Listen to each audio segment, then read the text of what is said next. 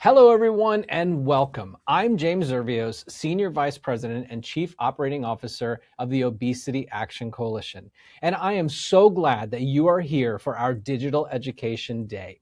We're excited to spend the next few hours with you focused on science-based, trustworthy information you can rely on.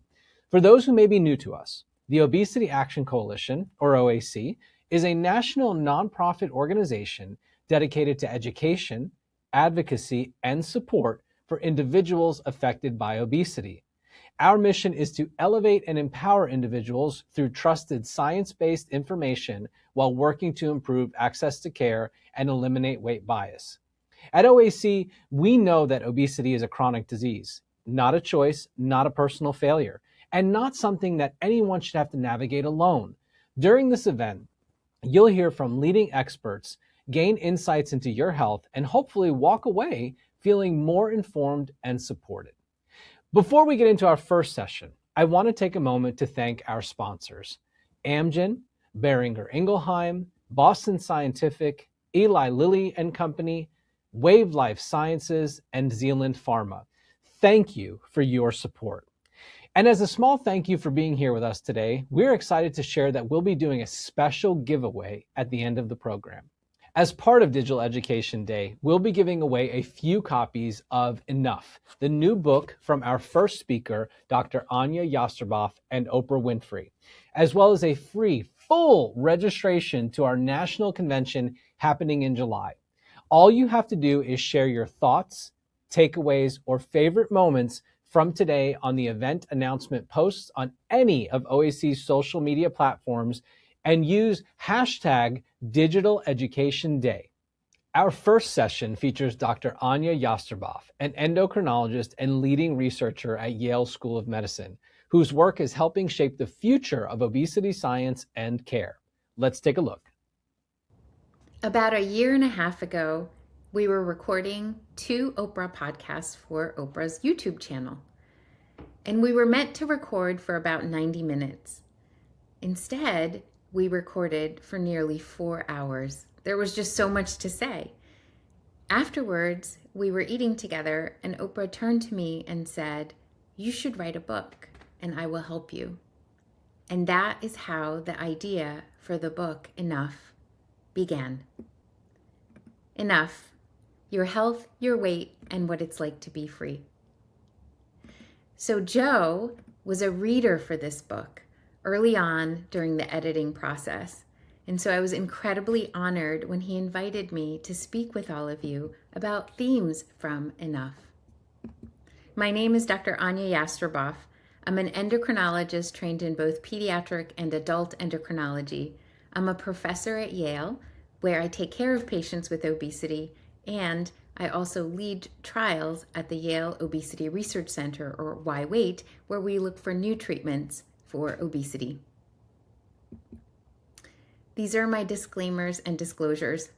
So it's important for you to know that I both conduct research and serve on scientific advisory boards for various companies that make medications to treat obesity. It's also important to know that the substance of this talk is for educational purposes only and not medical advice. You should speak with your medical provider if you have any questions. Also, I'd like to give a very, very warm and thankful shout out for your OAC image gallery. You'll see a lot of images that you have put together here in this talk. So why did we want to write this book? We're at this very cusp or beginning of really understanding the biology of obesity and how to treat it. And it's one thing for us to say obesity is a disease.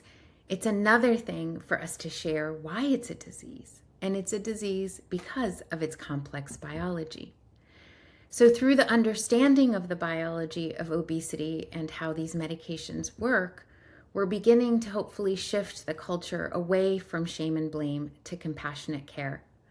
And so many of us, so many of you have been so tragically and unfairly shamed and blamed for a disease that is not your fault, that is not your choice, that is not a moral failing, but a complex chronic disease. And so we begin the book with chapter 1 on enough, shame, and blame. And you'll see in some of my slides that I actually include some of the chapter titles to orient you. So who better to share with us about shame and blame than Oprah Winfrey herself? If you've never had to struggle with your weight, I know it may be hard to understand the dread of seeing a certain number on the scale, a number that feels like defeat, proof that once again, the fat won and you didn't. To buy clothes not based on what you like, but what will fit and best cover you. What it feels like to be mad at yourself month after month and embarrassed year after year. To wonder how it's possible that I know how to do many worthy, life-affirming things. And yet, no matter how disciplined I am, how strict I am with myself, how much I deny myself, I cannot control my weight. I'm so grateful for Oprah, for her vulnerability, for her sharing her struggle with obesity, her struggle with this disease that she blamed and shamed herself for. And now shifting to this understanding of the biology of obesity and that obesity is a disease and not a choice. And so commonly I hear from my patients, why is it so difficult to lose weight and keep the weight off? Well, it's because our body wants to make sure that we have enough energy stores. And so let me tell you a bit about the biology of obesity and the enough point, or the body fat set point. So our bodies are brilliant. Eons ago, they figured out that in order to survive, we needed to store energy. And so our bodies figured out, well, the best way to store that energy is to store it as fat. So fat is a very good thing. It enables our species to survive. Now, if fat is a really good thing, how does our body know how much fat to store? Well, it turns out there's these hormones in our body. They're called nutrient-stimulated hormones, and they're secreted when we eat food. And these hormones, as well as other hormones, they communicate to our brain and they say, well, I just ate, or I'm hungry, or I'm craving this, or I want to eat more, or I have enough energy stores. I'm good. I've had enough. So these hormones communicate to our brain, and then our brain regulates the defended fat mass, or the set point. So our bodies defend our energy stores. We call that fat mass set point, or the enough point. And the enough point is regulated by our brain. So you might say, okay, we have this wonderful, beautiful biology. Then why in the world do so many people carry extra fat? Why do so many people have obesity? Well, it turns out that our obesogenic environment evolved much more quickly than our beautiful biology. So let's delve in a little bit more into this. And to do that, I'm going to give you an example. We're going to talk about a house with a thermostat, and we're going to talk about the temperature set point. So let's say you have a house and that thermostat is set to 70 degrees Fahrenheit. What happens when it's hot outside? Well, the thermostat senses this and it turns on the air conditioner. We're not conscious of this. We don't walk over to the air conditioner. It just happens. And the temperature set point is maintained at 70 degrees. Now, what happens when it is cold outside? Well, the opposite happens. The furnace turns on, and again, the temperature set point is maintained. But now, let's say that it is very hot outside. Let's say that it is July or August in Orlando, the heat of summer. And what happens is that temperature set point becomes harder and harder to maintain, and sometimes it increases. And it turns out that our body does this with many functions. We call this homeostasis. It does this with electrolytes, immune function, and so many other things. And it also does this with body fat. So now let's turn to our body. And this is how your brain defends your body fat mass. So our brain sets a body fat set point, or an enough point. And what happens is when we gain weight, or specifically fat mass, this signals to our brain via various hormones, these nutrient-stimulated hormones like GLP-1 and GIP and so many others. And then your brain says, okay, it's time to burn more energy and decrease appetite. That's what should happen. And the opposite should happen when we lose weight, or specifically lose fat mass. Our appetite should go up and we should burn less energy. But now let's put that beautiful biology in the setting of an environment that promotes obesity, an obesogenic environment, an environment that is filled with ultra-processed food, lack of sleep, lack of physical activity, lots of stress, and even medicines that promote weight gain. And what happens is, on a population level, that enough point, or that body fat set point, has increased. That's why so many people have obesity. Now, this is very important to know, because there are two things to consider. One is that in order to prevent obesity, we have to create a healthier environment. So fixing our environment and working on making it healthier will help prevent obesity in those who don't yet have it. But for people who have obesity, we have to have treatments that target this biology. So this is all important to know, because we need to understand what obesity is in order to treat it. So obesity is a dysregulated setting of the enough point, or the body fat set point. So treating obesity requires recalibration or lowering of the enough point, or the body fat set point. And that's exactly what we think these medications do. The obesity medications recalibrate or lower the enough point so that your body is reassured that it has enough. So where did we learn about all this? Well, as I always say, and I really believe this to be true, we learn everything from our patients. So the first thing is this concept of holding your breath. Imagine if right now I said to you, please hold your breath. So keep on holding your breath. Don't take a breath. Don't take a breath. Don't take a breath. All you want to do is take a breath. Your brain is telling your body that you need oxygen. And for years, we've been advising patients basically to hold their breath, to eat less. But their brain wants them to continue to make sure to have enough fat, to have enough energy, to have enough stores. And so asking someone to hold their breath is like asking someone to control every morsel of food that they eat for the rest of their life. Eventually, you have to take a breath. And eventually, your brain is going to win, and you're going to want to eat more.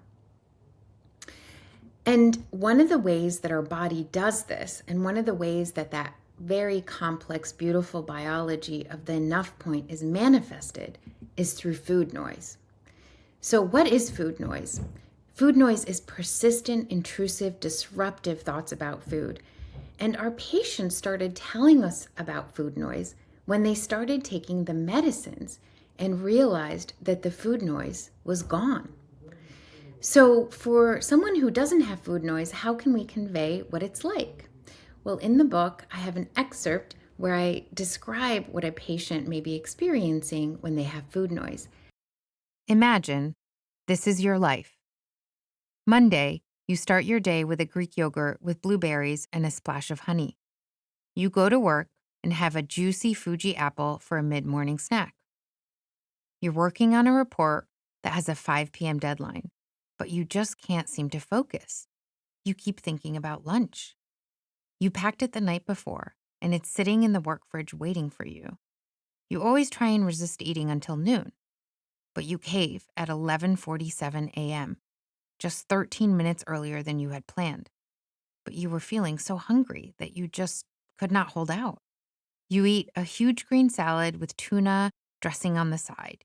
You sit back down with a cup of tea to finish the report. But 15 minutes later, you still feel like you haven't had enough. You're distracted. Focus, you tell yourself, then count down the minutes until your planned afternoon snack, a baggie of almonds. But a colleague has brought in brownies, home-baked from scratch, and asks if you'd like one. Yes. Actually, no, drat. You're not supposed to eat those. But they're sitting there in the shared kitchen. Even at your desk, you can smell the chocolatey goodness. You can't stop thinking about those brownies. You walk over to the water cooler, have a glass of water, hoping this will quell the craving.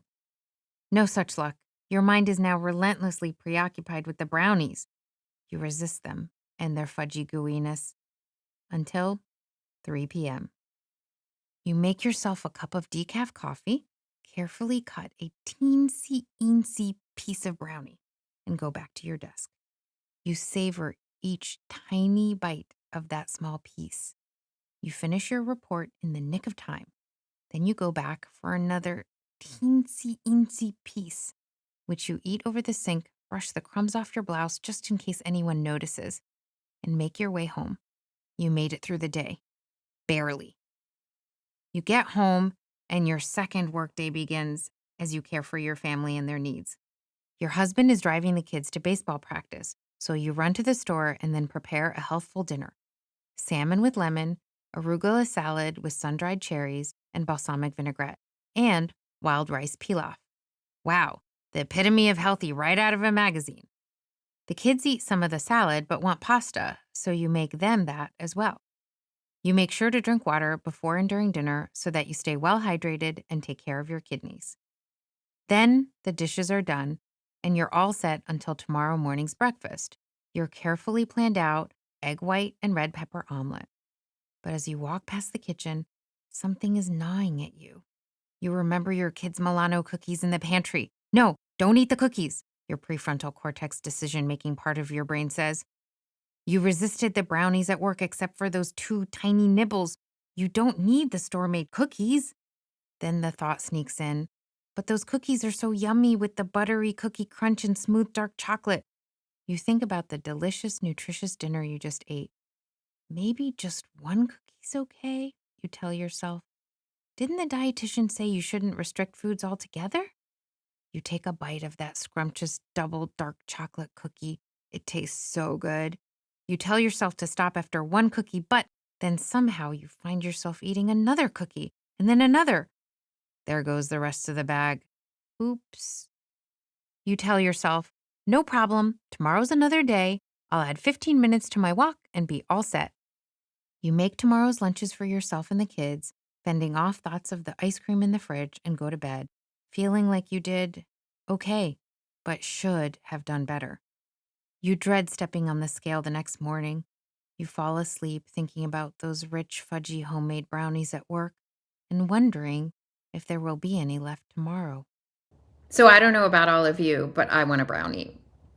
And this is what my patients experience. This is what they experience day in and day out. And not everybody has food noise, but for those patients who have food noise, it is not subtle. It is also not subtle when that food noise abates, when they start to experience the peaceful silence of not having the food noise. And as I always say, we learn everything from our patients, and our patients taught us about food noise. So when patients started taking the medicines that were targeting the biology of obesity, that's when they noticed, that's when they became aware that they no longer had food noise. So the medicines taught us about the biology. They taught us that food noise existed because they showed us when the food noise was no longer there. Another one of my patients summed it up best with her experience in terms of obesity and obesity treatment. And she had tried just about everything throughout her entire life. And the way she summed it up is she said, it's just as easy to lose weight as it ever was to gain weight. Now, in terms of the food noise, Oprah also shared her experience. And so now I'm going to play you a clip from the book about where she talks about food noise and then how it disappeared when she started taking the medicines. The single biggest surprise of taking the medication was waking up and not thinking about the very first thing I wanted to eat, or the healthier thing I should have wanted, or the bargain I could make with myself so I could eat the first thing. Or maybe if I went with the healthier option for breakfast, the snack I'd reward myself with for being good. Then the thoughts of how many hours before I could justify snack time.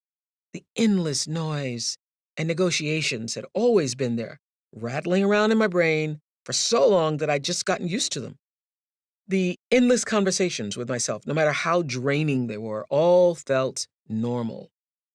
But after the medication, What I now know as food noise went away. So, food noise is just one example of how the medicines are teaching us about the biology of obesity and giving us clues about how to better target that biology. Okay, so let's talk about potentially starting the medications.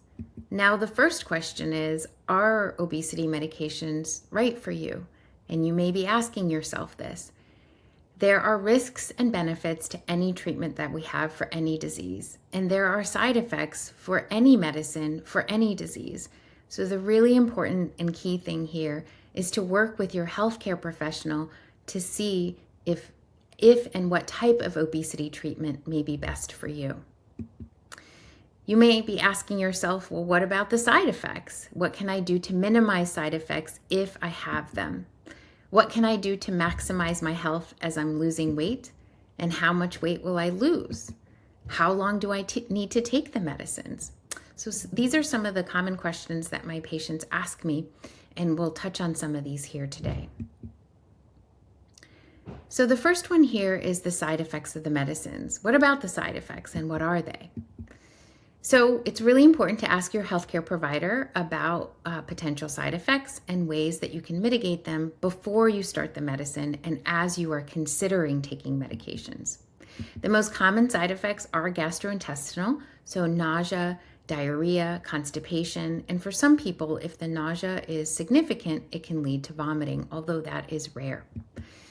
The side effects most commonly occur when we are going up on the dose. So if your doctor is increasing the dose of the medicine, that is when they may occur.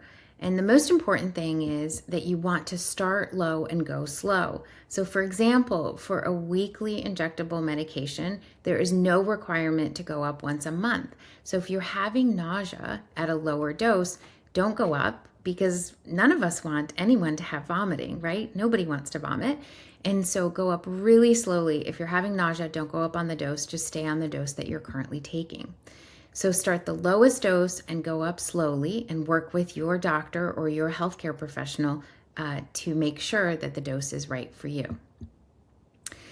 It's really important to let your healthcare provider know if you're having side effects. So some people don't have any side effects, but if you are, make sure you tell your doctor. Now, starting low and going slow is the most important, or the way that works for a lot of people, but there's also a lot of things that you can do that can help mitigate those strategies. So eating smaller amounts, this may mean that you eat more often, but less. So eating smaller amounts at any specific eating meal or event. Stop eating when you feel full. So this may happen earlier. So you may feel full earlier. So just know that this may happen and start off by eating less, and then you could go back for seconds if you're still feeling hungry. Note which foods may make your symptoms worse. So for example, for a lot of people, this is high-fat food or things like pizza or takeout that you may not know has some hidden fats. For different people, though, it's different things. It could be spicy food or carbonated beverages. So take note of which foods may make your symptoms worse. For some of my patients, I recommend keeping a little food diary so that you can go back in time and see, oh, I ate egg salad and then I had diarrhea. So maybe as I'm going up on the dose, I will eat less egg salad. And then once you are at a constant dose and more of a maintained weight, then oftentimes people can tolerate those foods again. Remember, start low and go slow. And talk with your healthcare provider about going down on the dose if you need to, right? You can always go back up, just slowly, when your side effects have diminished. Now, another question that I often get is, well, what can I do to optimize my health as I'm losing weight, right? So these medicines, we often talk about this with our patients. The medicines help the number on the scale. They help you, they help your brain tell your body that you don't need to carry as much fat. But there's no medicine out there that can help you eat more healthfully or move more. And both eating healthfully and movement are so critical to optimize health. So these are very important to pair with the medications because the goal of obesity treatment is to improve and optimize health. So what should you do when you're starting to take these medicines? Well, if you're responding to a particular medicine, you will be eating less as you're losing weight. You'll just want to eat less. And so it's really important to eat the nutritious foods first and make the most of what you eat, because you don't want to run out of room. So prioritizing protein is really important. Veggies, other nutritious foods, all of those yummy, yummy foods. Make sure that you're eating those first so you don't run out of room, because you're going to feel full earlier. Remember hydration. So this is really, really important for various reasons. One is that food contains water. So if you are eating less food, you're actually taking in less water.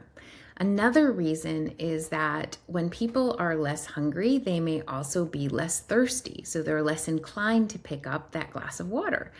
So make sure that you stay well hydrated, you drink water throughout the day, and keep your kidneys very happy and healthy. Now, what about exercise? Well, I always chat with my patients about finding things that they love to do to move their body. For some patients, it's taking a walk. For others, it's taking a hike. It's whatever you can do and you enjoy doing. And you may surprise yourself as you change the things that you like to do as you're losing weight. It's really important to remember to include resistance exercise. This will really help in terms of maximizing fat loss while maintaining your muscle mass. And remember that resistance exercise doesn't necessarily mean just going to the gym and lifting weights. It can be things like Pilates or yoga. So different types of movement and exercise can actually fulfill the need for resistance exercise. And even adding in 20 minutes twice a week, you're already going to start to see a difference. Another question that we often get is, well, my neighbor lost a bunch of weight. They lost 60 pounds. I lost 10 pounds. I want to lose 40 pounds. Why is it that somebody else lost more weight than I did and I'm not at my goal? So it's really important to remember that we are all different. And so the type of obesity that you may have may be different than the type of obesity that somebody else may have. So there's not one type of obesity. There's actually many different types of obesities. We're just really, really early on in our understanding of that. And there's no way for us to identify at this moment in time what type of obesity you may have and what you may respond to. Down the road, hopefully we will have that. But just as we know there's different types of diabetes, we will figure out the different types of obesity. So on this slide, I'm basically going to show you the average response to 3 different medications. And what you can see here on these graphs is that some people lose weight with the medicines, and what is reported in the studies is the average. And I'm showing you that here in these green squares. So for example, if somebody weighs, let's say 200 pounds and they lose 10% of their body weight, they would lose about 20 pounds. And let's say that's the average for a certain medicine. But even though there's an average, there's some people who will lose more. So they may lose 20% of their body weight. So if they weigh 200 pounds at the start, they may actually lose 40 pounds. But there are also people who may have a different type of obesity who may lose less weight, or they may even gain weight because they're not responding to that specific medication or treatment for their obesity. So the important thing to remember again is obesity is not one disease. There's many different types of obesity. So keep on working with your healthcare provider to find the treatment that may work best for you. And finally, I lost the weight. Can I stop the medicine? This is probably the most common question that we get. And it's really an important one to talk about early on. And that's because weight loss is not a cure. So let's put this in the context of other chronic diseases, okay? So let's talk about high blood pressure. What do we know about high blood pressure? Well, it's a chronic disease, and in order to treat high blood pressure, we need to continue the treatment. So here is someone's blood pressure at the start of their treatment, and you can see that with the medicine, their blood pressure decreases. But what would happen if that blood pressure medicine was stopped? Well, when the medicine is stopped, the blood pressure goes back up. The medicine can't work if it's not being taken. And we're not surprised about this, right? We know that in order to maintain the blood pressure level at the lower level, we would need to continue taking the medicine. So now let's look at a patient who has obesity. So with the medicine, the patient loses weight. Now, why are they losing weight? Well, because we think that the medicine is recalibrating or lowering their enough point, their body fat set point. So what happens if the medicine for that person's obesity is stopped? Well, that enough point or that body fat set point increases and the weight follows. So the weight increases back up. And just as for high blood pressure, the medicine for obesity can't work if it's not taken. So the answer, at least right now, in terms of what we're seeing in the trials and clinically, is that in order for the weight to be maintained, the weight loss to be maintained, the treatment, and in this case, the medicine, needs to be continued. And so with that, I hope that I've helped to share some of the themes in our new book, and that you take away some really key important things. One is that obesity is a disease with clear underlying biology. Obesity is not a choice. It is not a moral failing. It is not anything anyone chose to have. Just like any other chronic disease, we need to use treatments that actually target the biology. And now there are treatments that can help. There are safe and effective treatments for the disease of obesity. And it's really important to work with your healthcare provider, to work with your doctor to find the treatment or treatments that are right for you. And so with that, remember that you are enough. So thank you so much for your attention. I'm absolutely honored to have been given the opportunity to speak with you today. If you'd like to learn more about the book, you can scan the QR code or to hear more on Oprah's YouTube channel through our podcast. Thanks so much.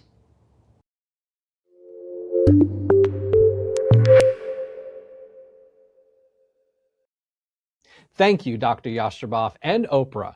Understanding obesity through the lens of science and compassion guides OAC's work and fuels our advocacy. We work to ensure that people affected by obesity have access to safe, effective, and affordable care, and that they are treated with respect and dignity in every setting. But real change doesn't happen alone. It happens when people, like those of you watching, use your voice. Whether that means sharing your story, reaching out to policymakers, or helping to raise awareness, your voice matters. Together, we can help shape a future where everyone has access to the care they deserve.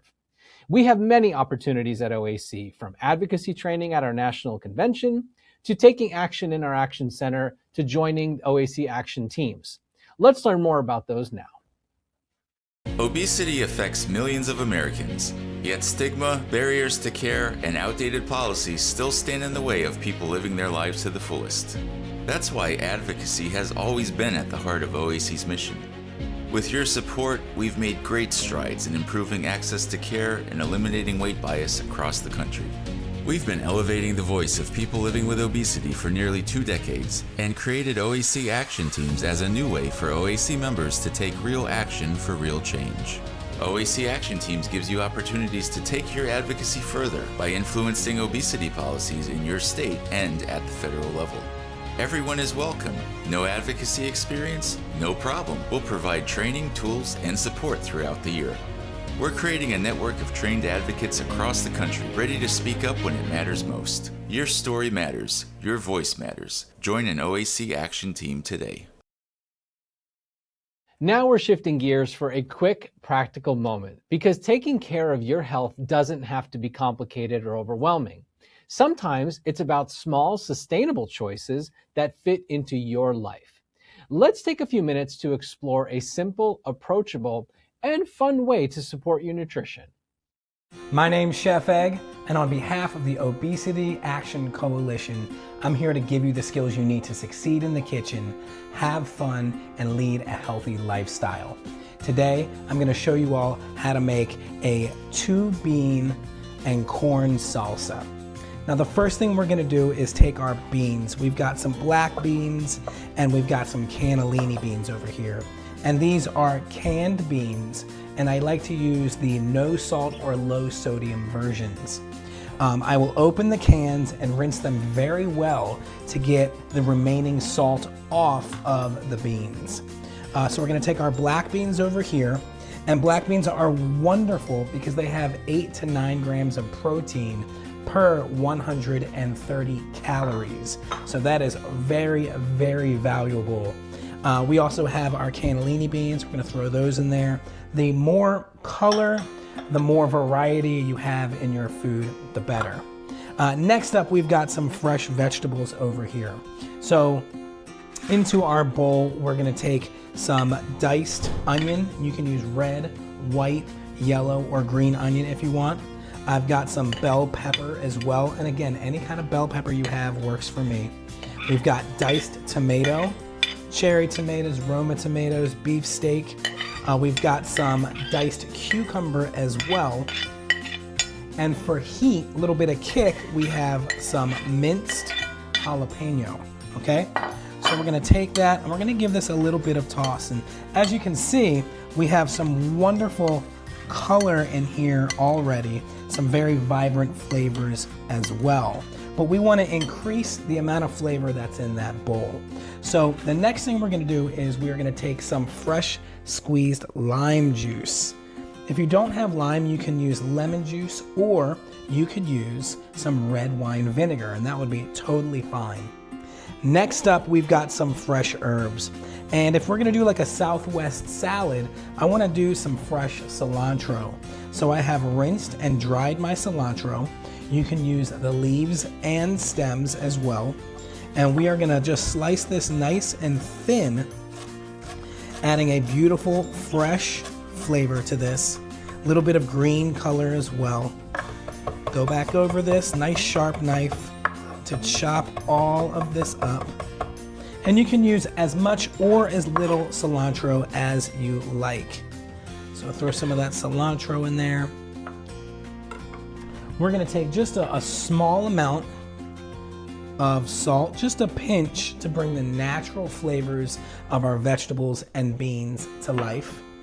Now over here, I have a steel skillet, but you can use stainless steel.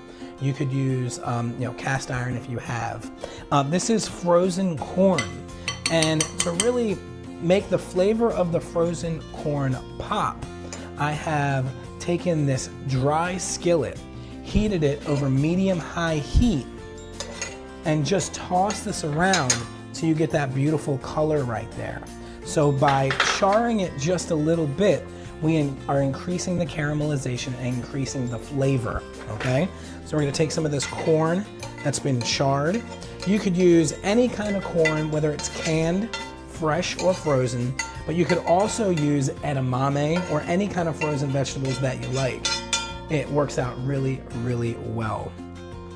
So we're gonna put that down over here, and we're gonna give this a toss and just bring the stuff from the bottom to the top. Now, this is a wonderful salad all by itself, but I could serve this with some grilled chicken or fish.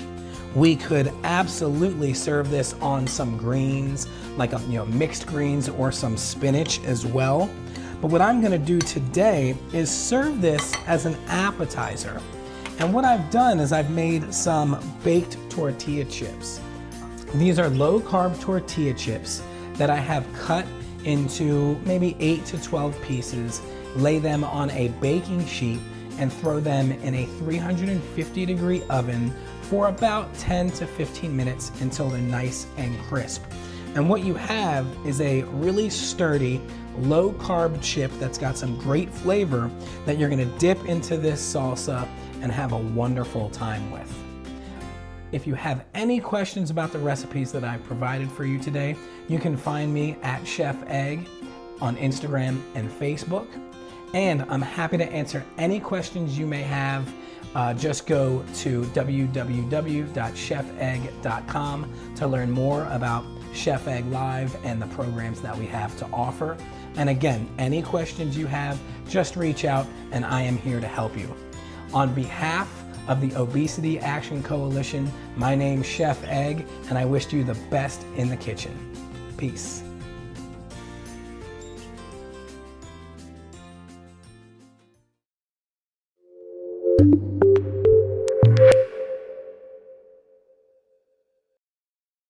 And we're back. Just a quick reminder, join the conversation on OAC's social media using hashtag Digital Education Day.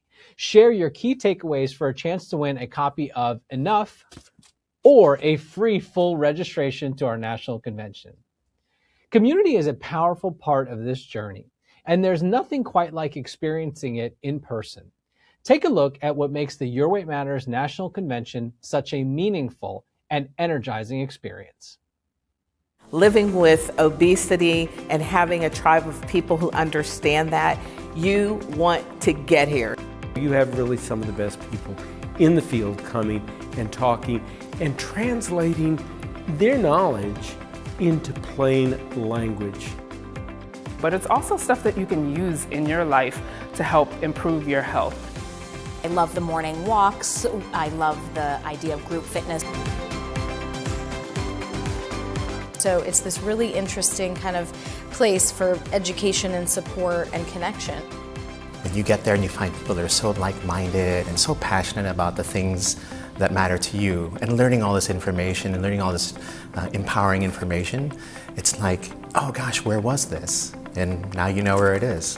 Don't miss it. This is not the convention that you want to miss.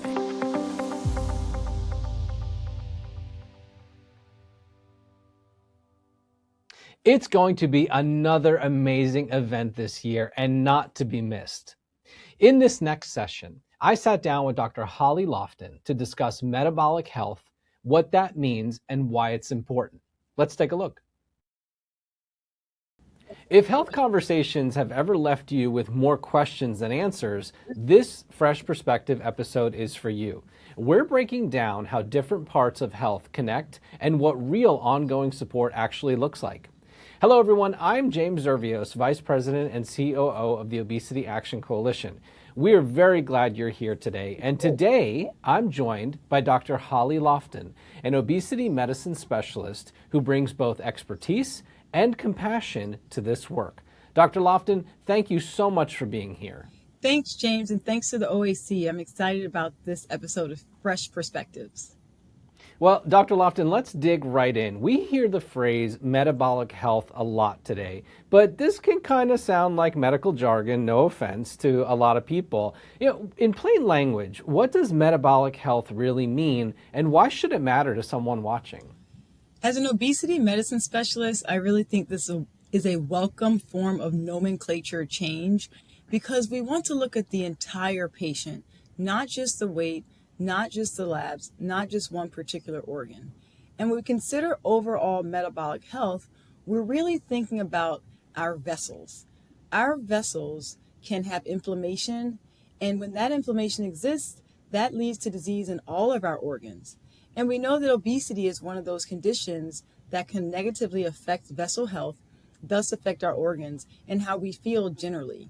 So metabolic health is not something that we necessarily see on labs, but we listen to the patient's symptoms as well as their examination and any feedback we can get from procedures and laboratory values to determine one's metabolic health. And maybe to build on that, Dr. Lofton, when we talk about metabolic health and digging in a little bit more, people are often told that they have obesity, diabetes, liver disease, or even heart disease, almost like they're separate boxes. Can you help us understand how these conditions are actually connected and what's going on in the body? Certainly, James. When a patient receives a plethora of negative information about their health, it can be very overwhelming. So it's best to present this in a way that we're addressing the root cause. And many times that is the weight condition, whether it's overweight or obesity. Because these small inklings in lab values or a sign such as fatigue or joint pain may not seem as if it's detrimental to health, but ultimately, when combined, this can lead to long-term disease and a decrease in the longevity of one's life. So when we as physicians state that there's an organ that is dysfunctional, let's say it's the heart, we have to look at the entire body and see if it's affecting other organs. And obesity is one of those conditions that, because of the inflammation that's generated with weight conditions, can really affect all of our organs. It can affect our brain, our kidneys, our liver, our heart. And we want to really try to ameliorate this by effective strategies such as diet, exercise, behaviors, and the other tools we have to treat weight conditions. And Dr. Lofton, I think, having done this for many years now, you've done this for many years, we always really looked at obesity very singular. But now we're looking at things like MASH, liver health, cardiovascular, and you see a lot of these other things sort of coming to the forefront. But, I think sometimes maybe our folks are confused on, are we treating the obesity or are we trying to treat these other conditions? But I kind of feel like, based on what you just said, it's really a holistic approach, right? It's like a wraparound approach to treatment. Well, we must remember that any organ that's dysfunctional did not occur overnight. There's many reasons, from genetics, environment, and the physiology of one's individual body, that can lead to someone at varying weights in their own body at different times having a disease or a medical condition, or when they were a lighter weight, they possibly didn't have this. So when we look at the entire patient, we want to make sure that we identify the root cause of MASH, which is a pretty hefty word now, which means metabolic associated steatohepatitis, formerly known as fatty liver disease. And this is a prime example of a silent disease. I'm diagnosing quite a bit of MASH in my weight management clinic now in patients who have no symptoms of liver disease. They don't have jaundice. They don't have pain around their liver. But when we do a scan to look at their liver, they're surprised that there's fatty tissue accumulating. And this can be a symptom of insulin resistance over time, weight gain over time, dietary patterns over time. And we must take small but really intentional changes over a period of time as well to ameliorate these symptoms. This is a great segue to the next question I had, right? So for someone thinking, I want to be proactive with my health, but I don't know where to start, what are some of these key screenings? You talked about screenings for MASH there, or screenings or conversations you would encourage them to have with their clinician?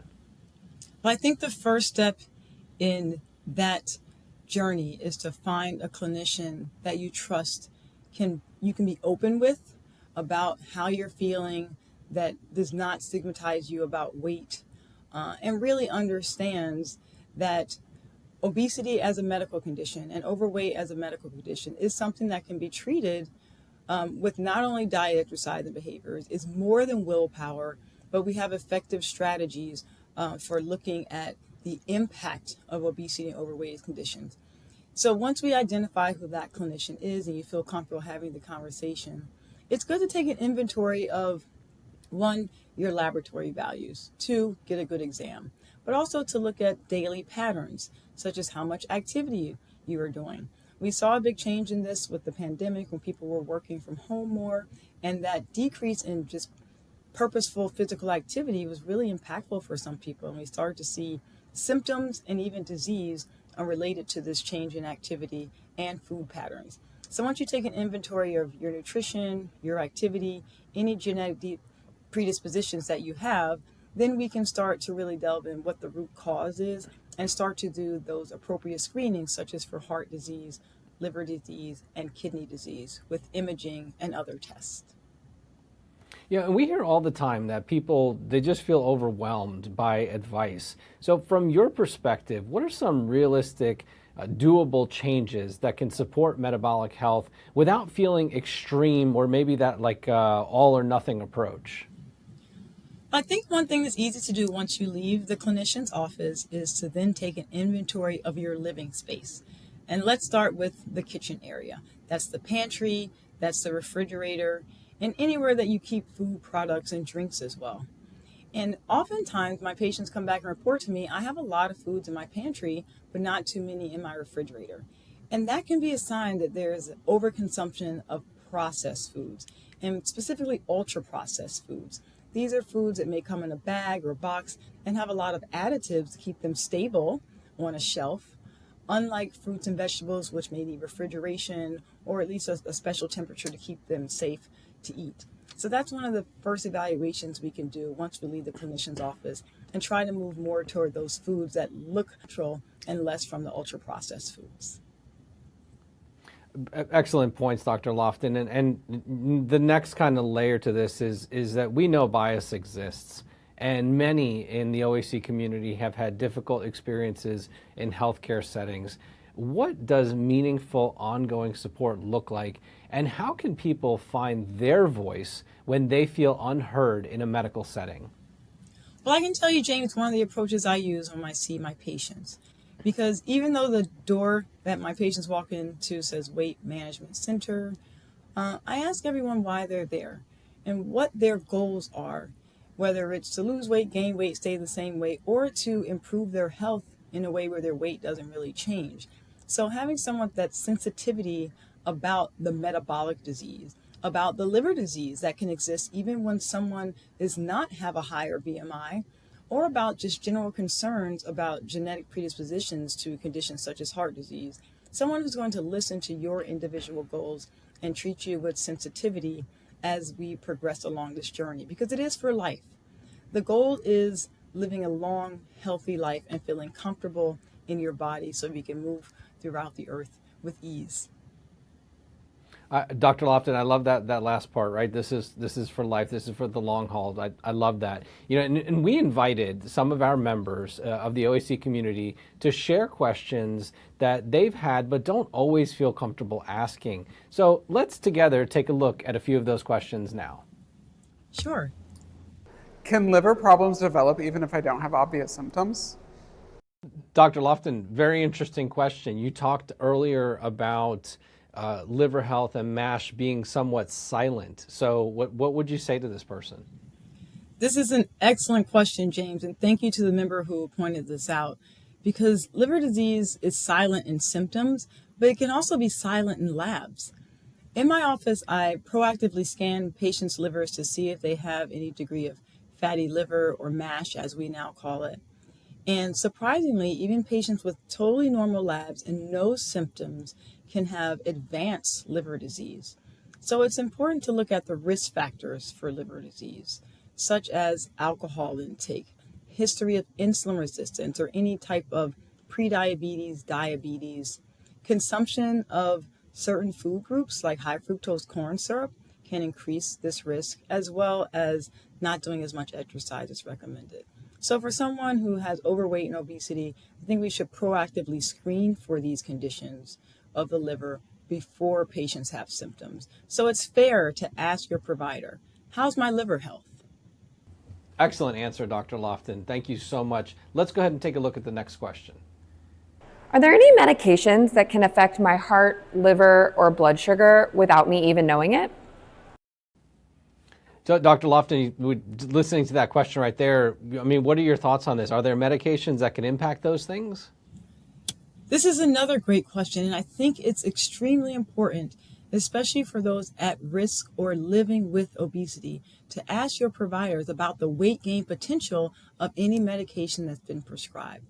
Because you might be surprised that there are some really commonly prescribed medications that can lead to weight gain, which then increase your risk of liver disease and heart disease. One really common one can be some of the mood medications. And as someone is taking medications for depression or anxiety, it's important to be aware of the potential for weight gain and to track that as we're tracking mood. Because as weight management specialists, we can do certain treatments to stop the weight gain that can occur if these medications are helpful and the patient needs to stay on them, and also to tailor the diet and nutrition plan so the patient will minimize weight gain taking certain medications. Another class of medications are steroids, and often these are a medication given as a last resort for serious conditions such as autoimmune conditions or other serious medical issues such as lung disease. Sarcoidosis is one that comes to mind. And we have to take these medications for our health, but they can cause weight regain. I think that really requires a referral to a specialist like myself to see what options we have to limit weight gain and the disease that can come as a result of weight gain that's related to medication. Thank you, Dr. Lofton. Let's take a look at the next question. What are some realistic changes in my health that I can make that do not feel extreme? So, Dr. Lofton, we hear this a lot within the OAC community, and I think sometimes people think that in order to make a change, it has to be a drastic change. But this is a great question. So what are some things that folks can do that doesn't have to be extreme? This is really relevant because I think there's so much focus on weight loss and the number on the scale going down, but we know that ultimately what improves metabolic health is the first step of lifestyle modification. And what does that mean? For example, in looking at treating MASH, formerly known as fatty liver disease, it has been proven that exercise, even without weight loss, is beneficial in decreasing the amount of fat on the liver. So this is huge, and we can find out how much benefit we can get by taking that extra walk. It does not have to be in the gym. Some people just are not gym people. Their time, equipment, finances may not allow for that. So we want to find that exercise, movement, even in the setting of not having weight loss, can really be helpful for that. And then fiber intake. I cannot stress enough how much we should look at the impact of eating the outsides of fruits and vegetables and keeping them as whole as possible when we're eating them. So for example, let's have the apple instead of the applesauce.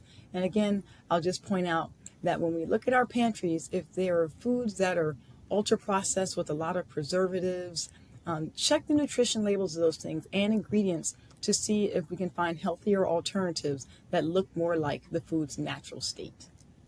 Excellent, excellent, Dr. Lofton. And before we wrap up, is there one thing that you hope people take away from this conversation? And if so, what would that be? The one thing I want our audience to know about metabolic health is it is a very indolent disease. It sneaks up on someone, and the inflammation that causes metabolic dysfunction is present far before we have abnormal labs.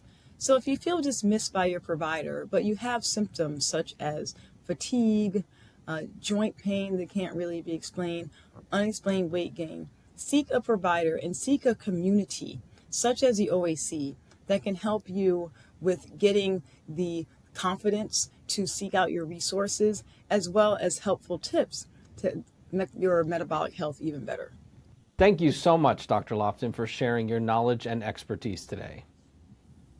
I'm really happy to be here on Fresh Perspectives, and I hope our audience has gained some insight into metabolic health and the benefits of joining a community like the Obesity Action Coalition. Thank you so much. It's always a pleasure talking to you.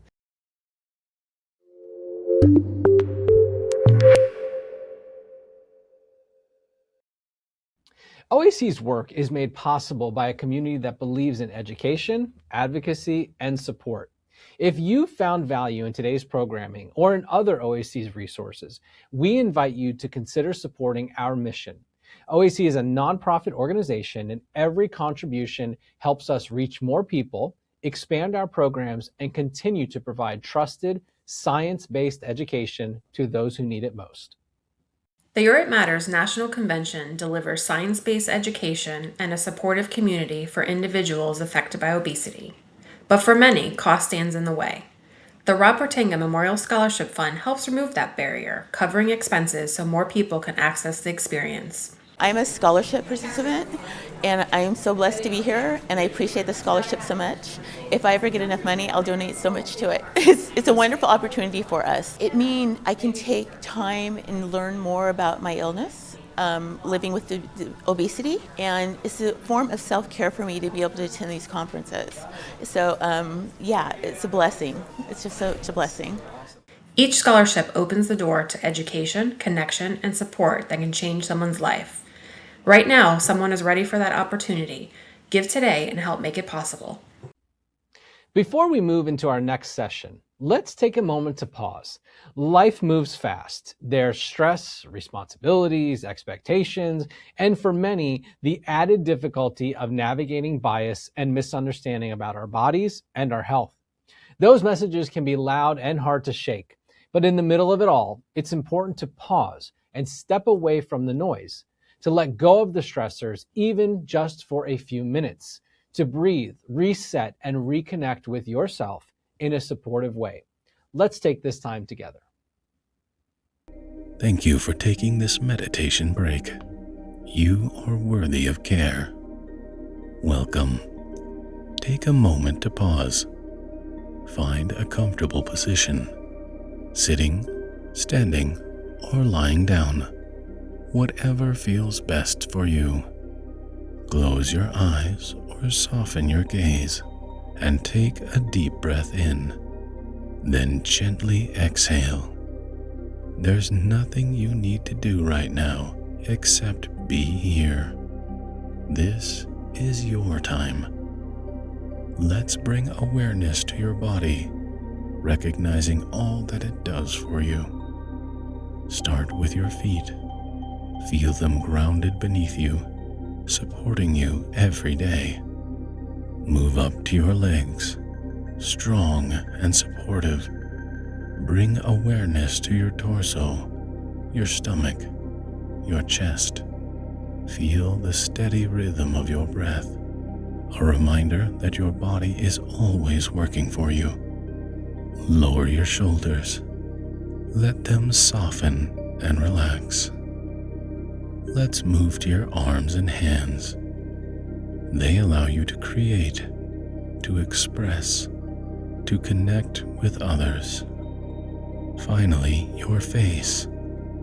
Relax your jaw. If your tongue is pressed against the roof of your mouth, let it lower. Let yourself simply be. Your body is here, supporting you, and that is enough. You are enough. Now, let's invite in some kindness. Repeat these affirmations silently or aloud, letting their truth settle in. I am worthy of care, respect, and love.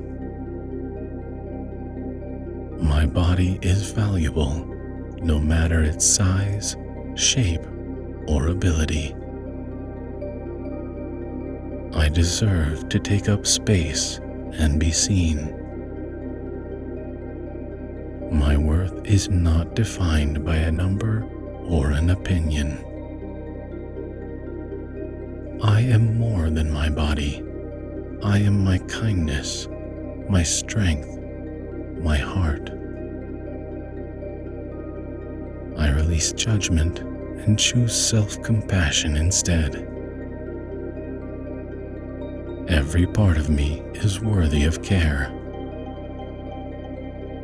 I honor my needs, rest, movement, nourishment, joy.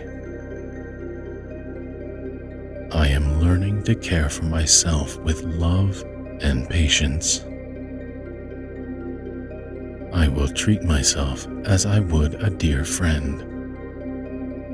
Breathe deeply, letting each affirmation settle into your mind and body. Take one last deep breath in and slowly exhale. Gently bring your awareness back to your surroundings. Wiggle your fingers and toes, and when you're ready, open your eyes. Thank you for taking this moment for yourself. This meditation moment was brought to you by the Obesity Action Coalition. Consider joining this amazing community. I feel refreshed. I hope you do too. At OAC, addressing weight bias is a core part of our work. We advocate for better care, but we also work to change the way people experience obesity in everyday life. Because weight bias doesn't just exist around us. Over time, it can shape how we see ourselves. In this next session, we'll learn from Dr. Natasha Chevet, a clinical psychologist and researcher specializing in weight stigma and its impact on mental and physical health. Let's hear from Dr. Chevet. Hi everyone, my name is Dr. Natasha Chevet. I am an associate professor of medical and clinical psychology and a licensed clinical psychologist. Today I will be speaking about internalized weight stigma. What is it and how does it impact your health? So I have no conflicts of interest to disclose, and the opinions and assertions expressed in this presentation are mine and mine alone. To start off with, I want to briefly note the importance of language, particularly when discussing body size and weight. So you'll notice throughout the talk today that I will be using what is known as person-centered language, and whenever possible, I will be opting for more neutral terms to describe body size and shape. So instead of something like the overweight patient or the obese patient, I would say the patient with overweight or obesity, or better yet, opting for a neutral term, the patient with high body weight or high BMI. That being said, I also want to provide a reminder that preferred language is highly individual. So when in doubt, if you are working with somebody clinically or speaking with somebody in your life about this, when in doubt, ask them what language, what terminology they feel comfortable with, what language do they prefer when discussing weight. So to begin with, and before we get into the internalization of weight stigma, I want to provide an overview of what is weight stigma. So weight stigma is broadly defined as the societal devaluation of persons with high body weight.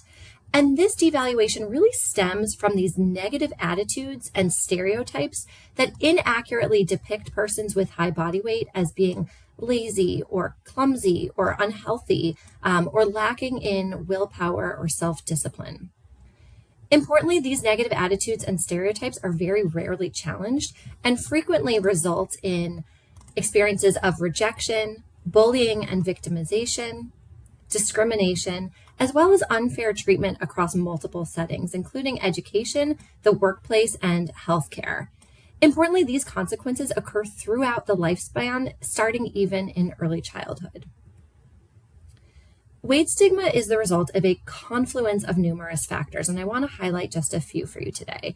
So for instance, driving weight stigma are those false beliefs that stigma and shame might be motivating somehow, or that if somebody is made to feel badly about themselves, then they'll be motivated to adopt or engage in healthy lifestyle changes. And in fact, decades of robust science not only have shown that to not be true, but in fact have demonstrated the exact opposite, that stigma, blame, and shame undermine the very health behaviors that we are trying to promote.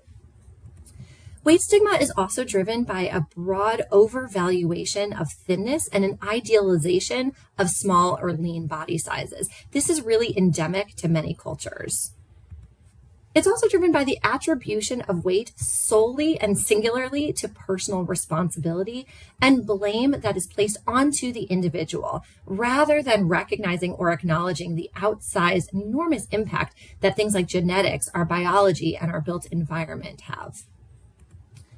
These attitudes also suggest that one's inability to lose or maintain weight is the sign of some sort of personal defect or a failure of willpower. This also contributes to pejorative depictions and language that's used about high body weight, which are really ubiquitous across various forms of media, relationships, employment settings, and even the coverage of overweight and obesity within the news.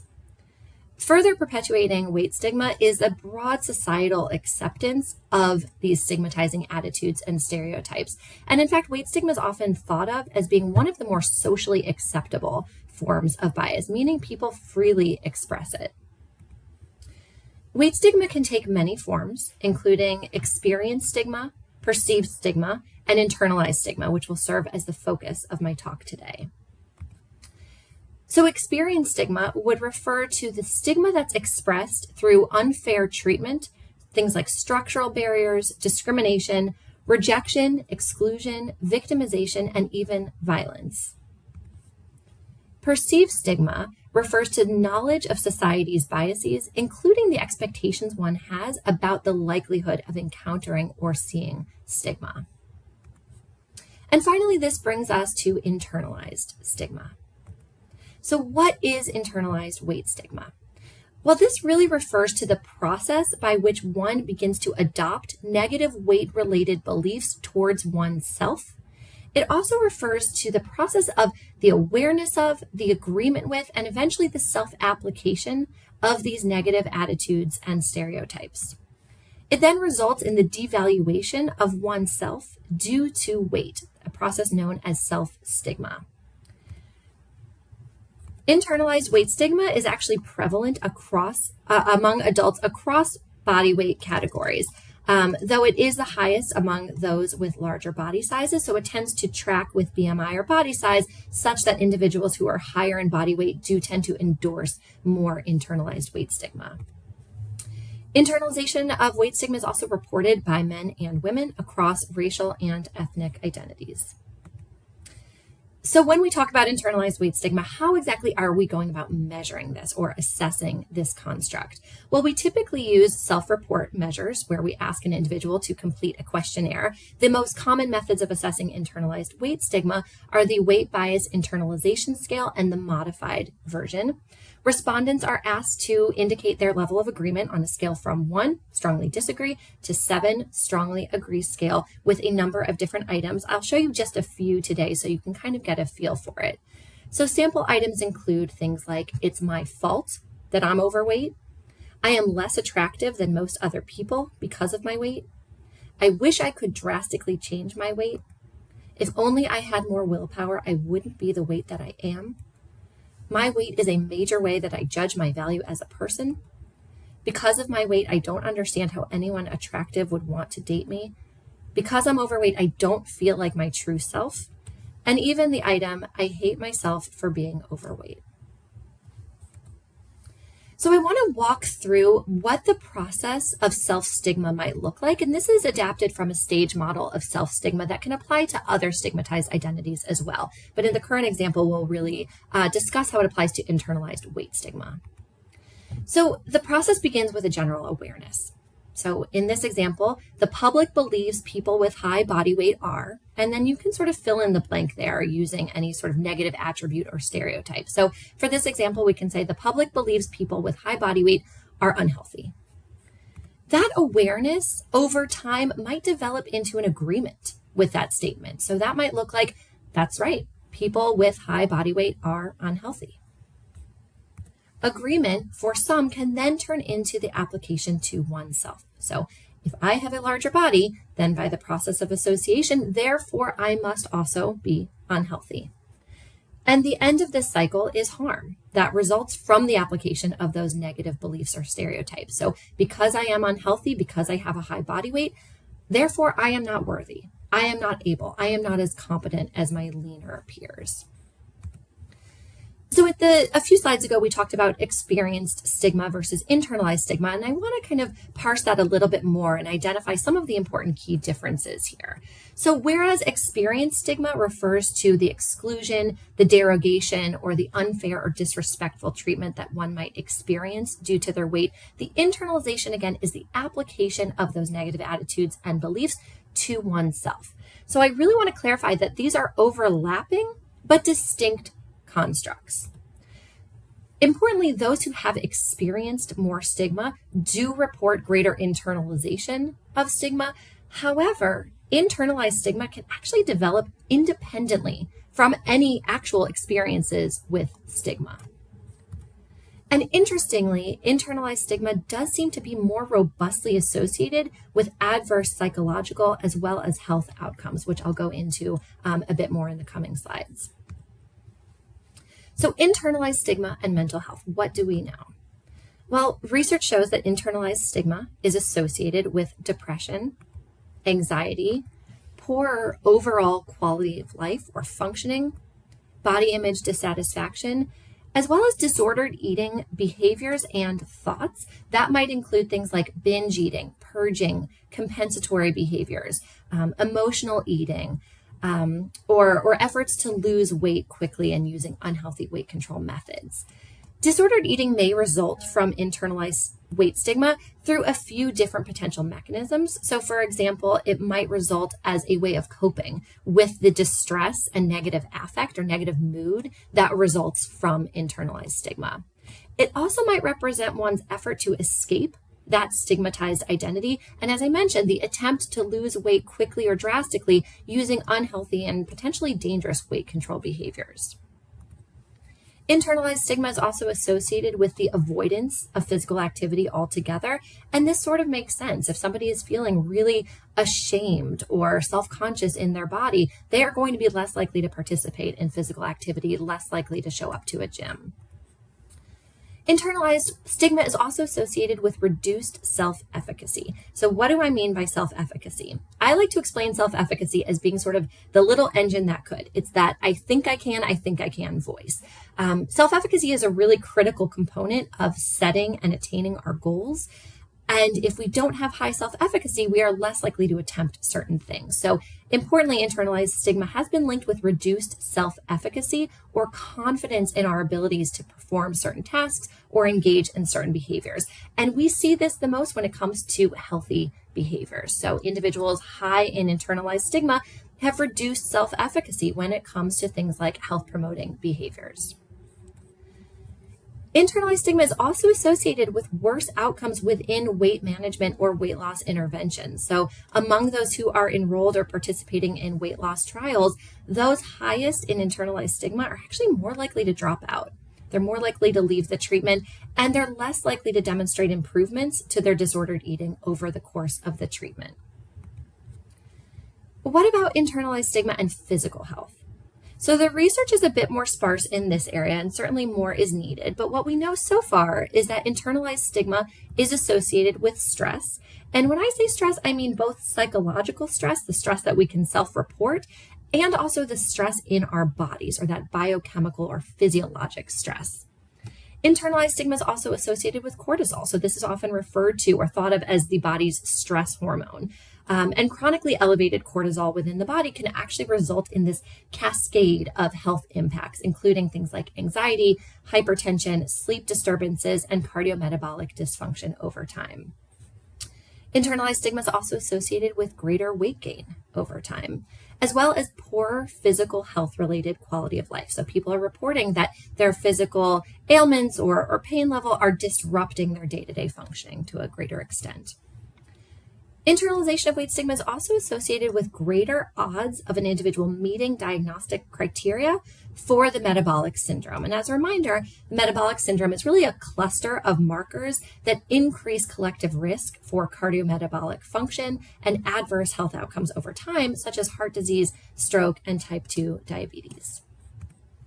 Importantly, internalized stigma is also associated with healthcare underutilization and the avoidance of healthcare altogether.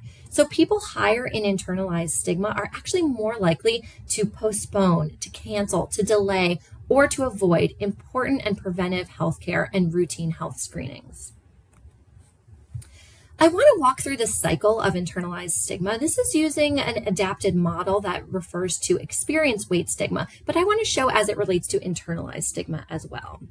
So this process would show that internalized weight stigma contributes to decreased physical activity, greater psychological as well as biochemical stress, greater risk for disordered eating behaviors and cognitions, as well as that healthcare underutilization and avoidance. Collectively, these then impart greater risk for continued or excess weight gain over time, as well as the development and the exacerbation of weight-related comorbidities or accompanying health conditions. And then collectively, greater weight gain, greater weight-related comorbidities might then make an individual more susceptible to greater internalized weight stigma over time, as you can see perpetuating this cycle. So one question that comes up a lot is about weight loss. What about weight loss? And if an individual loses weight, then does that reduce their weight stigma internalization? And perhaps not intuitively, the answer is a bit more nuanced and complicated than we might anticipate. So weight loss actually doesn't necessarily really reduce internalized stigma. And in fact, as I mentioned earlier, adults across a diverse spectrum of weight categories do report internalized stigma. And in fact, some studies actually show no or very little association between weight loss and changes or reductions in internalized weight stigma. So the bottom line is that internalized weight stigma really might persist even after an individual has lost weight. And I want us to really reflect on why this might be. I don't have the exact answer, but I think some possible explanations might be that individuals, even after they've lost weight, might still hold that identity of a person in a larger body, even if the scale does not reflect that. Additionally, given these lifetime experiences of weight cycling and weight fluctuations that are incredibly common, individuals might also view weight loss as transient and temporary. And in fact, the difficulty in maintaining weight loss might also serve to reinforce and exacerbate that internalized stigma. So for example, people might think, if only I had more willpower, if only I was more disciplined, it wouldn't be so hard to keep this weight off.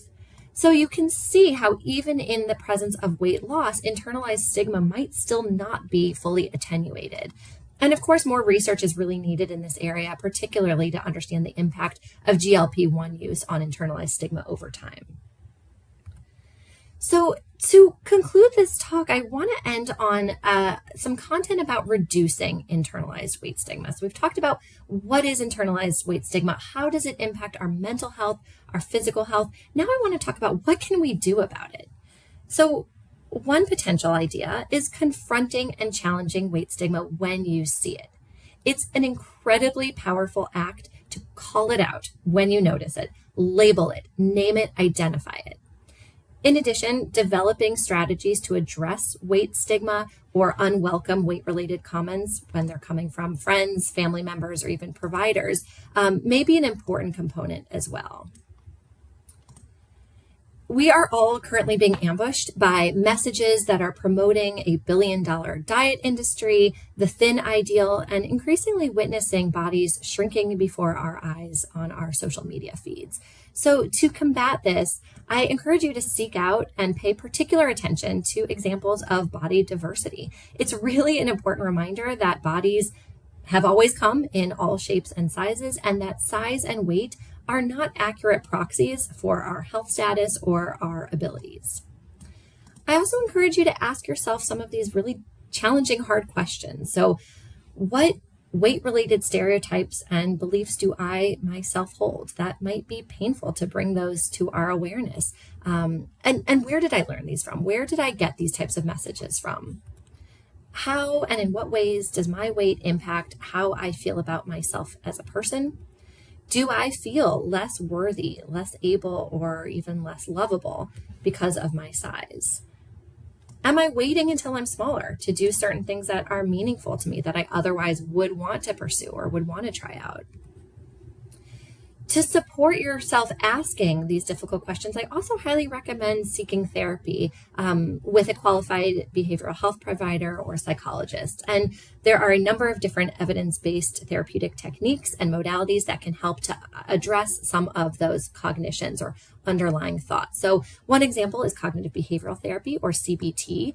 And in this type of modality, clients are supported by their clinician in challenging some of those cognitive distortions or difficult thoughts and reframing some of those maladaptive thoughts. So for example, because of my weight, I'm unlovable. In the context of CBT, your clinician would work with you in identifying where did that thought come from? What are the impacts of that thought? And how can we start to challenge that thought and really test its veracity or accuracy? CBT, importantly, has also been adapted to help clients who are struggling with disordered eating and eating disorders. And it can be particularly beneficial for those who are experiencing this binge eating restraint cycle that very often results from weight stigma. Certain mindfulness-based interventions may also be particularly useful in helping clients who find themselves potentially avoiding difficult situations or avoiding difficult thoughts or emotions due to their weight. And mindfulness-based techniques can help to foster this non-judgmental awareness of distressing thoughts and feelings. Compassion-focused therapies can also help target and reduce some of that shame and some of that self-blame and promote greater self-acceptance and greater self-compassion or kindness to oneself. Acceptance and commitment therapy, or ACT, is another evidence-based psychotherapy that aims to improve psychological flexibility and helps clients to work towards greater acceptance of rather than avoidance of those difficult thoughts, feelings, and emotions, and really helps to change or alter one's way of responding to distressing or difficult situations. This modality also helps clients to really hone in and identify what are their values, what are the things that are most important to them, and then when needed, modify their own behavior to better align with those internalized values. Weight neutral interventions may also be particularly powerful in addressing and combating internalized weight stigma, particularly among those who are seeking out or who desire weight management or weight loss interventions. I also do want to reinforce the fact that an individual can do both, right? So somebody can want to lose weight for any number of reasons, all of which may be perfectly valid, and also want to address their own internalized stigma or shame. And while some might argue that these goals are at odds with one another or antithetical to one another, I and others firmly believe that these two goals can and really should be addressed in tandem. So with that being said, these weight neutral interventions will focus primarily on health behaviors, not the number on the scale, not the size on the tag, and meaningful indicators of health independent from weight. These interventions also strive for what we call body neutrality. We don't need to necessarily strive towards body positivity or body love, although that might come later, but body neutrality is really just respecting our own bodies regardless of their appearance, regardless of their weight.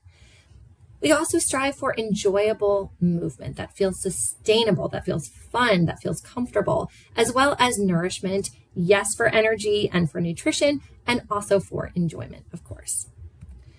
Critical to reducing weight stigma, both experienced as well as internalized, we also really must ensure respectful, compassionate, and knowledgeable providers and care teams. This is especially important given that many folks with high body weight avoid healthcare specifically to avoid the scale and because they fear stigma and judgment from their providers.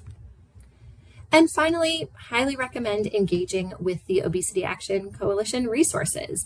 So as you're hopefully aware, the OAC website offers a wealth of different materials and various resources to learn more about weight stigma and obesity-related care. So I strongly recommend that folks build up their support network by getting more involved with OAC.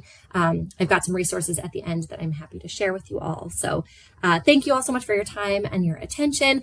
Please feel free to reach out and introduce yourself, engage, say hi, ask any questions. We can certainly continue this conversation.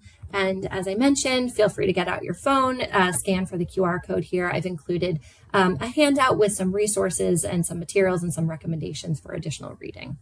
Thank you all so much.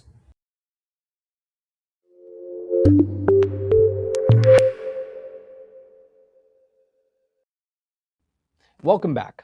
That was a powerful and important conversation. At OAC, this is exactly why we do the work we do. Putting an end to weight bias is something we actively work toward every day. Through our Stop Weight Bias campaign, we are raising awareness and challenging the harmful narratives that so many people face. Through our Action Center, we're giving individuals the tools to take action, speak up, and be part of real change. And we continue to make sure the patient voice is represented, because lasting change only happens when the lived experience is part of the conversation. This work takes all of us, and we're grateful you're here, learning, engaging, and being part of it. We encourage you to check out our Stop Weight Bias campaign to learn more. At OAC, we're here to support you beyond today. From educational resources and community connections to events like this, both online and in person, including our Your Weight Matters regional events, which are free, half-day events hosted in cities across the country. Let's take a moment to learn more. For more than 20 years, the Obesity Action Coalition has been a trusted leader in science-based education and support. Through our Your Weight Matters National Convention, we've welcomed thousands from across the world, changing lives through education, connection, and support. Now, we're bringing our trusted science-based education into communities nationwide through Your Weight Matters Regional, meeting people where they are.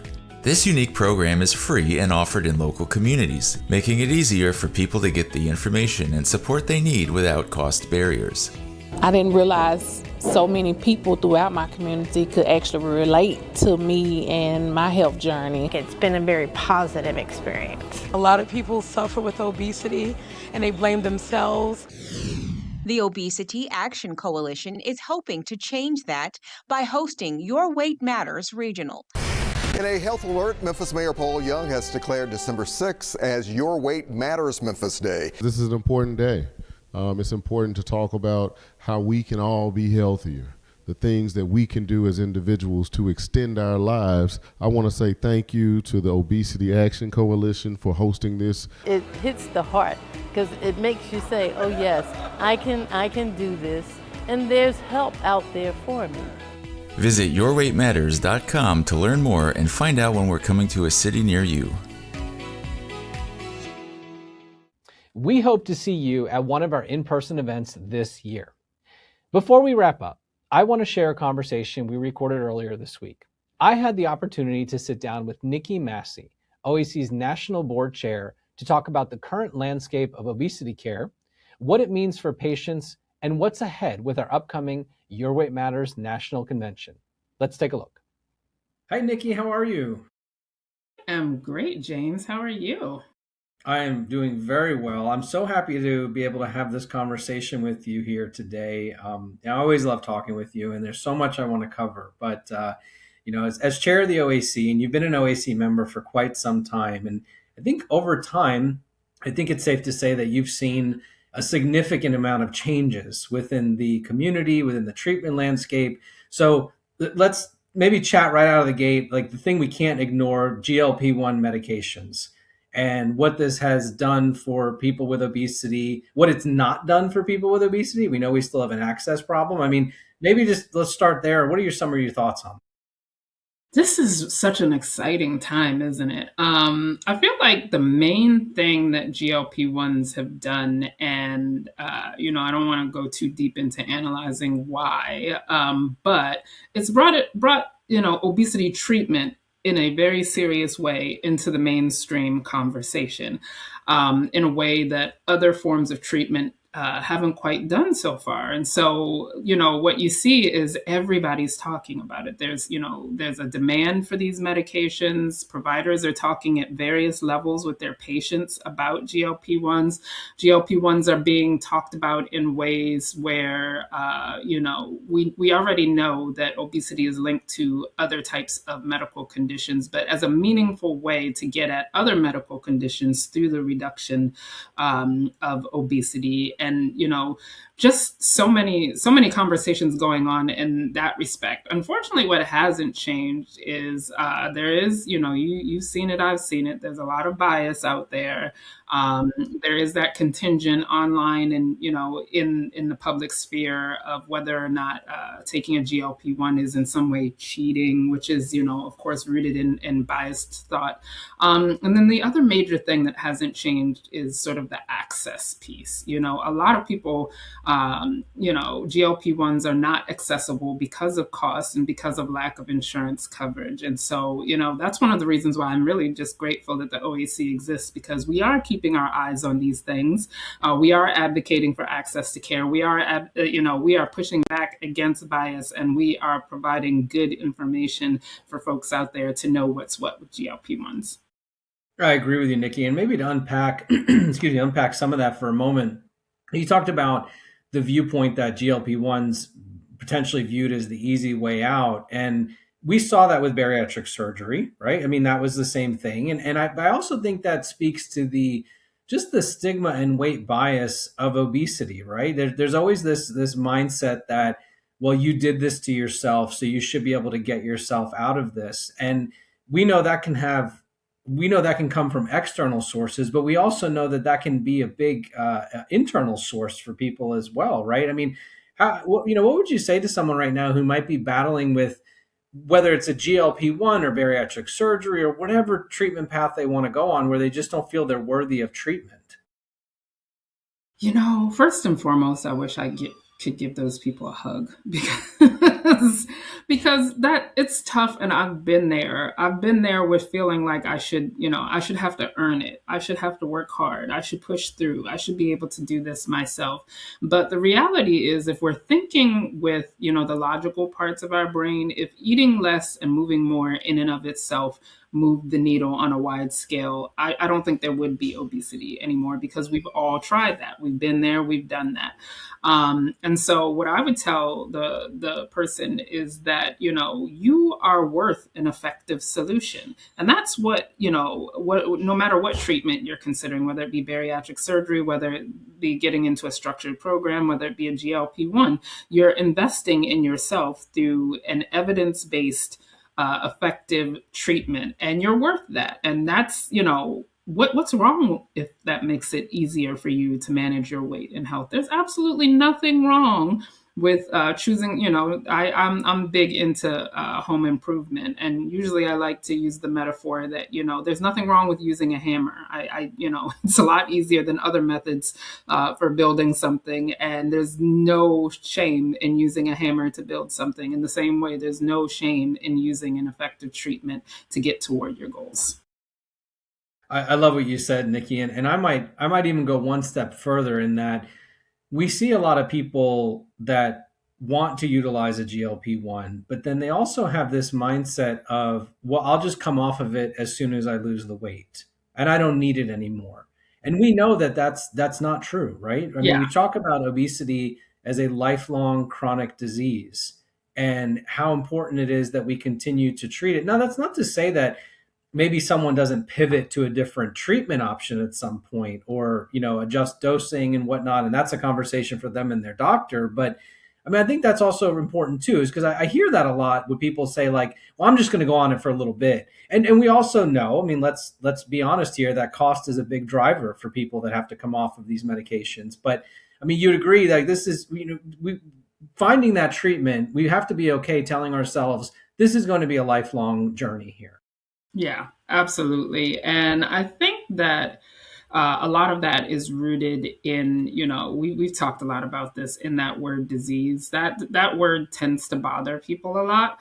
I just want to say to whoever's watching this that how your body works is a separate thing than who you are as a person. Obesity is a disease. You are not diseased because you have obesity. And so when you start to be able to separate those two things, because like we saw that, like when GLP-1s sort of first hit the public landscape and people started talking about them, that was like sort of a point used against them. Well, you're going to have to be on them for the rest of your life. And if you stop taking them, then, you're going to gain the weight back. And this was supposed to be a reason why we were supposed to be all scared and against these medications. But in reality, I think it shines a light on just what you said, which is obesity is a lifelong thing, that treatment plans can, morph and change over the course of someone's life as their health and their bodies change, but that it's something that has to be managed from that perspective of a continuum of care, and not just sort of I'm going to do this until I pass over some threshold.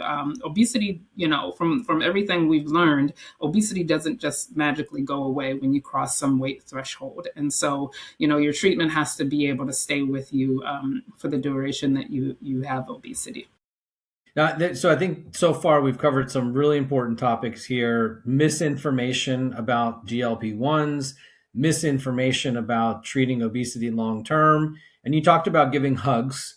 You wish you could give everybody a hug. Now, this OAC's National Convention is coming up in Orlando, Florida, July 23rd through the 25th. I'm not going to guarantee that anyone watching you're going to give everybody a hug, but this is the opportunity. If you're tuning in and you want a hug from Nikki, come to convention. Right? Free hugs for everybody is a benefit of registration for sure. Yeah. When we talked about this, we're talking about our convention. We've been talking about it a lot as an organization and all the amazing things that are there. And you've come to a ton of conventions. We always love seeing you there. You'll be there this year. Let's talk about convention for a moment, right? So what if you had to just say like what convention is to you, what would you say? First of all, I love talking about convention. I love telling people about convention because, every once in a while you get somebody's curiosity piqued where they decide to just do it and just come.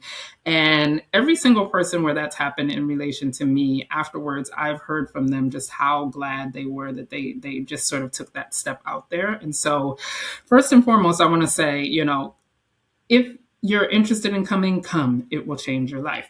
it changed my life, and that's what it is to me. I think the most meaningful thing about convention was that a lot of times when you are in various environments, whether it be your job, whether it be in interpersonal relationships, whether it be in medical contexts, there's a lot of, I see a lot of talking down to people about their weight, and and in doing so, being very reductive. Again, that eat less, move more. At the convention, you're going to have people who are actually in the work doing the research, but they're not going to be talking down to you. They're going to be talking to you.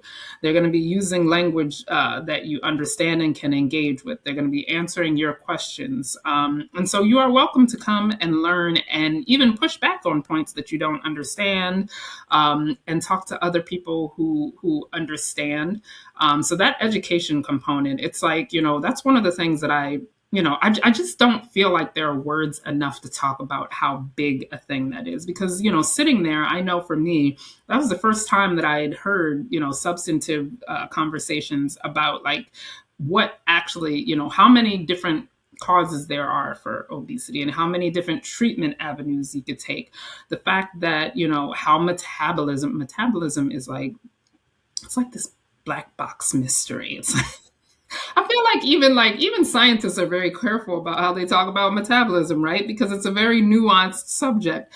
But talking about like sort of metabolism, and then also things like, what have we seen from these different treatment options, so that like when you go to the doctor the next time and your doctor suggests something, and you may, think that it is, another course of treatment is the right course of treatment for you, you have a little bit of information to go off of because you've heard about it. And so I feel like the convention, first and foremost, equips you to have, to manage your own life and your own perspective toward obesity a little bit differently and be a better advocate. But I think for me, probably the far, far more powerful thing is the community I found at the convention. I have people that I met, I think my first convention was 2013, people I met at that convention that I am still really good friends with today, people who lift me up when I'm down, people who encourage me, people who hold me accountable to my goals, people who understand what it's like to live in a larger body and to work on your weight and health. And those little things that only we can understand, understanding the need to sort of, know and have an approach to like how you're eating, for example, or, the challenges of making time within a busy family or a household to get, physical activity. And then one of the most powerful things that I feel like the convention has really, especially the last few years, been delivering on is talking about the mental health aspect of obesity. Living in a larger body is not easy in so many ways, but then especially emotionally. And like last year, we can't, we can link to Robin's talk from last year because, obviously we can't, that was a moment and we were all there for it last year. But that talk that she did about sort of unpacking, what you're carrying with obesity was so powerful. To be in that room, sitting amongst people that understand, in a space where by the time that talk happened, people I feel like knew that they were in a safe space to listen, to process, to react. I cried. And so I don't want to scare anybody, but I cried because it just sort of, I felt so seen. And so that's just such a valuable thing, because before we can get at like advocacy, before we can get at like, pushing for better access to care, before we can get to any of those things, you have to have sort of that resolve within yourself that I am worth this effort. And, I consider convention sort of that emotional vitamin of community that I need every year to keep investing in myself, to keep pushing, for what I know that I deserve. And I come out of that knowing that I deserve it, not only from the hugs, but from the speakers, from the intention behind everything that's planned there. And from just like some of those informal conversations that you have with people where, you're hearing them and they're hearing you and you just feel really seen. All right, you've talked about learning, you talked about hugs, we've talked about crying, we've talked about community, we've talked about education. But the one thing that, so we're talking about all the elements of convention. The one thing we haven't talked about this year is the health hub which is brand new for convention, where OAC will have a special area designated as the Your Weight Matters Convention Health Hub. We got A1C testing, we have liver health screening, and a lot more, right? So, I mean, this is just another benefit, right, for people. And we haven't even gotten to the fun events yet. We haven't even talked about the Friday night event, the costume contest, but this just speaks to the breadth and the depth that convention really has to offer people. Oh, yeah. No, I'm super excited about the Health Hub, mainly because there's been several points in my life where I've gone to like health fairs or sort of those sort of things where you can have like those screenings. And those screenings, of course, not intended to replace medical advice, but can give you a direction of like, hey, my screening came back as this. I need to have a conversation with my provider. And that in and of itself can be really, really valuable. But I'm looking forward to learning too, because like, you know, we talked about like sort of the fact that liver disease is going to be an awareness topic in the Health Hub. I personally, as I'm sitting here, don't have a ton of experience on, you know, the links between liver disease and obesity. And so, you know, literally you will learn something new. Even if you came last year, you're going to learn something new this year in those spaces. So I think that that's like an incredible value. I couldn't put a price tag on it, but, you know, looking at the cost of coming to convention, it's a little bit of an investment for people, but well worth it in what you come out with as an affirmation, but then also things like the Health Hub where you can sort of check in on yourself a little bit. Well, I think you've probably answered this question already, but, you know, for someone who's watching right now, maybe they've gone to the convention website. To your point, they've looked at the cost. We know airlines can be a little bit expensive right now, but we want people to come. So for that person that's sitting on the fence, deciding whether or not they want to come to convention, what would you tell that person? What would you tell them in order to get them to make that move to come? I would tell them the same thing I told myself. And let me just put this in perspective before I give this answer. The first time I came to convention, I was a single mom, single income household, 2, you know, children, not young, but young enough, where, you know, basically it took some resources not only to get there, but also took some resources to be absent from home. And I made the decision to come to this convention and, you know, had to share a room with someone. Fun fact to everybody watching, if you've seen us talk about the Rob Portinga Memorial Scholarship Fund, Rob was actually that person who, you know, braved sharing a room with a lady so that I could get to a convention. And the scholarship fund is named after him because of his commitment to making this convention accessible to as many people as possible. But yeah, had to share a room, had to save up. You know, it was not easy to get to convention, but the driving force behind what made me make that decision to make that effort was that I have made a commitment to myself. You know, my personal why, everybody's personal why is different. My personal why for getting into this journey in general is that the women in my family didn't tend to live very, very long lives. And as I was thinking about the trajectory of my life, I really want to be a great grandmother, James. I want to be like the great grandmother on the porch in the rocking chair, looking at her family and everything at the barbecue or whatever. And so, you know, deciding to invest in my health was like this holistic thing. And I knew that, you know, getting that information and the level of information that I was hearing about from people who had been to the first convention the first year before I came, just knowing that I needed to stay connected. I needed to surround myself with like-minded people who are going to affirm me, because in the world, not everybody's going to, you know, have the level of investment that you have, and not everybody's going to be as supportive as you need them to be. You need a community behind you that understands. And so it was really that desire to sort of broaden my community base, broaden my support, and just to really check it out and see what it has to offer. So what I would tell you, if you're on the fence about coming to convention, is first and foremost, it's worth it. If you do make the decision to come to convention, I would love, like at the last day, we talk about our experiences and sort of unpack it a little bit in a group setting.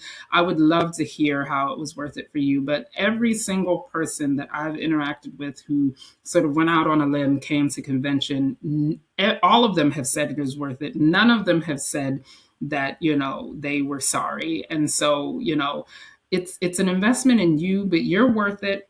And it's going to make a difference. You're going to come away with actionable information that you can apply to your own life. And I guarantee you're going to make at least a couple of friends.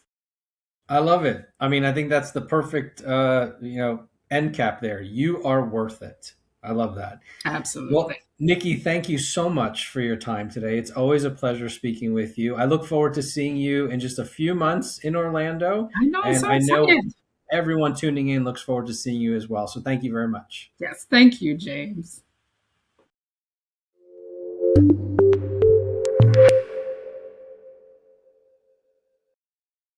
Welcome back to the studio. That was a great conversation, and I hope to see you in Orlando, July 23rd through the 25th at the Your Weight Matters National Convention.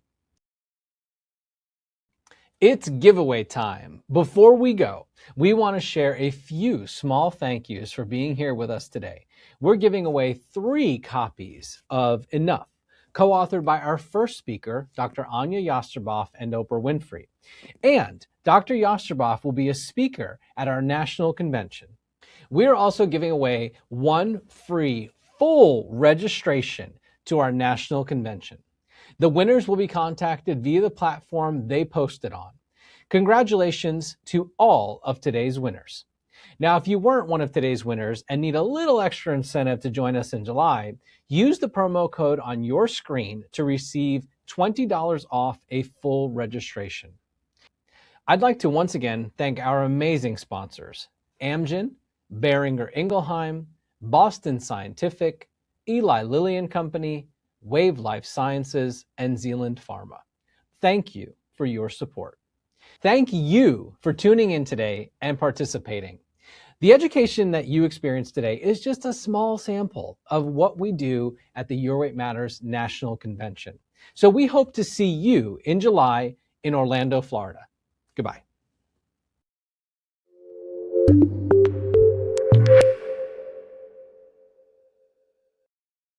Hi, I'm Nina Crowley. And I'm Liz Paul. And we would like to invite you to join us at the OAC's 14th Annual Your Weight Matters National Convention in Orlando, Florida this July 23rd through the 25th. Early registration is now open. Walk away from the weekend with a renewed sense of direction, ready to take meaningful steps towards your personal health goals with confidence. You don't want to miss this incredible event.